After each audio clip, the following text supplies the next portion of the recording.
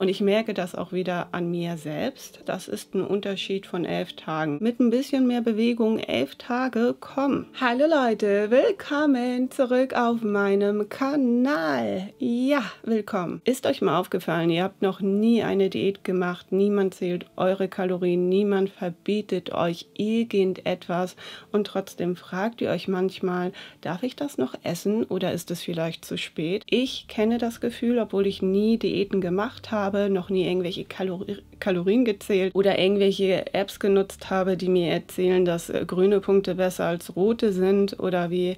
Trotzdem schleichen sich manchmal diese Gedanken ein, ist es vielleicht zu spät oder zu viel? Und warum? Weil ich denke, dass wir mittlerweile in einem Alltag leben, der uns dauernd sagt, wie wir oder was wir essen sollen oder wie wir essen sollen. Und darum geht es heute, dass euer Bauchgefühl manchmal viel mehr zu euch sagt als jede Diätregel, auch wenn ihr das vielleicht ein bisschen verlernt habt oder so. Ich werde euch später nachher Bilder einblenden, damit ihr versteht, um was es geht oder was ich euch damit überhaupt sagen will. Ne? Ihr müsst nicht mal Diäten machen, trotzdem kommen diese Stimmen. Diese Stimmen sind manchmal so tief, dass wir denken, oder so laut, dass wir denken, es sind unsere Bedürfnisse. Dabei sind es einfach nur noch Glaubenssätze.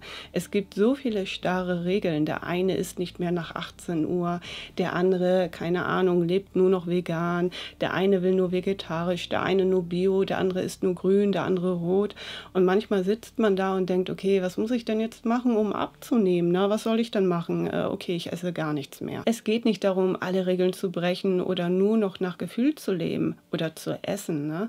Aber wenn ihr ständig nach Regeln lebt, hört ihr irgendwann auf euer Bauchgefühl zu hören. Und genau das ist das Problem. Ihr esst nicht mehr nach Lust, sondern was richtig scheint. Und euer Bauchgefühl verschwindet nicht komplett, aber es wird immer leiser und irgendwann wisst ihr eben nicht mehr, was euch wirklich schmeckt, was ihr wirklich wollt, ob ihr satt seid oder was euer Körper in dem Moment braucht. Ich ernähre mich zum Beispiel seit Jahren bewusst. Intuitive Ernährung bedeutet nicht essen, was man will oder Fressattacken zu haben. Es geht einfach darum, wieder auf seinen eigenen Körper zu hören, ohne Regeln und ohne Vorgaben. Es geht darum, Signale zu erkennen, wie Hunger, Satt, Bedürfnisse, Verlangen, ne, und die auch zu respektieren. Wann habt ihr Hunger oder wann seid ihr satt? Das sind Fragen, die ihr wieder beantworten könnt oder ihr lernt sie zu beantworten. Und nein, es ist keine Sache, die man von heute auf morgen lernt. Das ist eine Fähigkeit, die man trainieren muss. Babys drehen sich zum Beispiel weg, wenn sie keinen Hunger mehr haben. Wir haben das so ein bisschen verlernt. Wir holen uns die zweite Portion, die dritte Portion.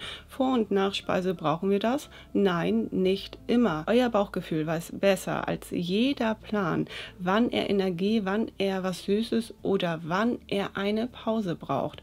Und wenn man auf diese Signale hört, dann verschwindet auch die Stimme im Kopf. Oder auf jeden Fall wird sie immer leiser. Und ich merke das auch wieder an mir selbst. Das ist ein Unterschied von 11 Tagen. Also ein Bild, vor 11 Tagen. Ne? In diesen 11 Tagen habe ich ca. 2 cm Bauchumfang verloren, nur weil ich mich mehr bewege.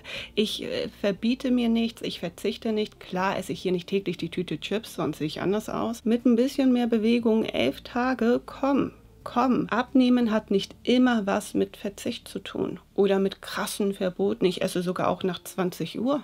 Ja, ich esse auch nach 20 Uhr. Wie lernt man das? Ich habe zum Beispiel angefangen, meinen Bauch regelmäßig abzutasten. Also immer, wenn ich das Gefühl hatte, ich möchte jetzt eine Kleinigkeit essen, habe ich geprüft, ob ich eine Leere fühle, ne? Ob mein Magen so flau ist und wenn ja, dann go for it.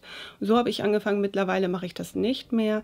Ich kann euch den Tipp geben, euer Hunger mal zu beobachten, ohne Bewertung, ne? Ist er leise, kommt er laut, kommt er schnell, wie ist euer Essverhalten, esst bewusst, ohne Ablenkung, Rückschläge sind normal, es geht aber darum, aus dem Kontrollmodus zu kommen und wieder zu eurem Bauchgefühl zu finden. Das ist so die Message dahinter. Diätpläne sind kurzfristig, intuitive Ernährung hilft dir langfristig eine gesunde Beziehung zum Essen zu entwickeln und das ist eben der Punkt. Ohne Jojo-Effekt perfekt, ohne Verzicht und ohne Verbote. Wenn ihr euch beim nächsten Mal fragt, darf ich das essen, fragt euch doch lieber, will ich das essen? Braucht es mein Körper? Bin ich satt? Bin ich hungrig? Will ich das? Schmeckt mir das überhaupt? Auch wenn euer Bauchgefühl am Anfang noch sehr leise ist, gebt euren Körper eine Chance. Ja. Und schreibt mir doch mal in die Kommentare, wann ihr das letzte Mal gegen euer Bauchgefühl gegessen habt. Das würde mich interessieren. Und ja, und das war's von mir. Vielen Dank fürs Einschalten. Bye, bye. Bye.